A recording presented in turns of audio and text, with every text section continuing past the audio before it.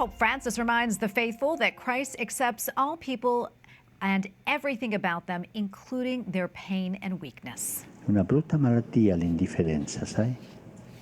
On the Solemnity of Christ the King, the Holy Father requested that the faithful ask themselves, is Christ the King of our lives? And if not, take steps to put him first. Pope Francis was speaking at the cathedral in Asti near Turin during a trip to visit family in his late father's hometown.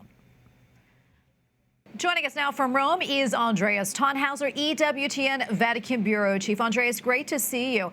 Can you tell us more about the Holy Father's weekend?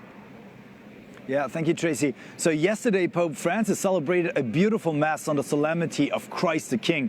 However, this didn't happen here at St. Peter's Basilica, but in Asti, in northern Italy. The Holy Father visited the city over the weekend to meet members of his family. His father had lived in the Diocese of Asti before migrating to Argentina. It was, of course, a very private visit, and he did have his lunch in a private house, and we saw how intimate also the meetings with the family really were. For example, his cousin welcomed Pope Francis by his Italian first name, namely Giorgio. Of course, the official Spanish name of the Holy Father was Jorge. And this just demonstrates a little bit how the Pope really had an encounter with his family here in Italy and not so much an official visit. Another reason for the visit was, of course, that Carla, his cousin, turned 90 years old. So there was a lot to celebrate for Pope Francis as he returned to his family roots. An image, Tracy, that he then used in his homily also in the Asti Cathedral. And I'm curious, what was the Holy Father's message to the faithful for the Solemnity of Christ the King? So just like he did visiting his own family, Pope Francis also invited us and all the faithful to return to the roots of their faith. At the center of our belief is, of course, Jesus Christ, his death and his resurrection. And as often before, Pope Francis invited all Catholics to be more aware of the source of their faith and, as he said, to roll up their sleeves and become involved. He urged the faithful to react to the crisis of the present times and to pray and to serve. Specifically, he mentioned that many complain about society, but also about the church.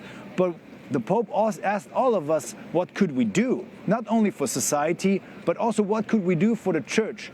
And this, Tracy, is a motif that we have heard quite often from Pope Francis. He urges us to be active members, not just onlookers with our, as he also said, with our hands in our pockets. And at the end of the Mass, Pope Francis also brought up the World Youth Day in Portugal next year. He mentioned the theme of this big gathering of young people. Mary arose and went in haste. This was the theme, and addressing especially the young people of Asti, he said that he likes to contemplate the scene when Mary got up on her feet to go to her cousin Elizabeth. In prayer, he too asks Our Lady often to hurry up and solve a problem that he has. And today, the Holy Father said we need young people who are not slaves of their mobile phones, but who want to change the world, just as did Mary. Indeed. And Andreas, before I let you go, I know there's a lot of activity there at St. Peter's Square. Tell us what's going on in the background.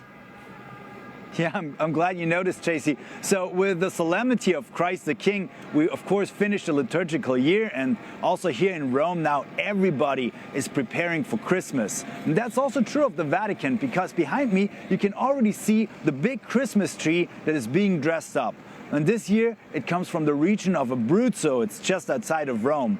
And next to it they are preparing the nativity scene, the installation for this scene, and this year it will come from the north of Italy. There, the art of wood carving is quite famous, and the nativity will be made out of wood. We have not yet seen it, but it will be a big surprise, I'm sure, when it will be revealed on the 3rd of December, so just next week. Then we should know more. And it will be presented to the public in a big celebration. So festive times ahead here in Rome.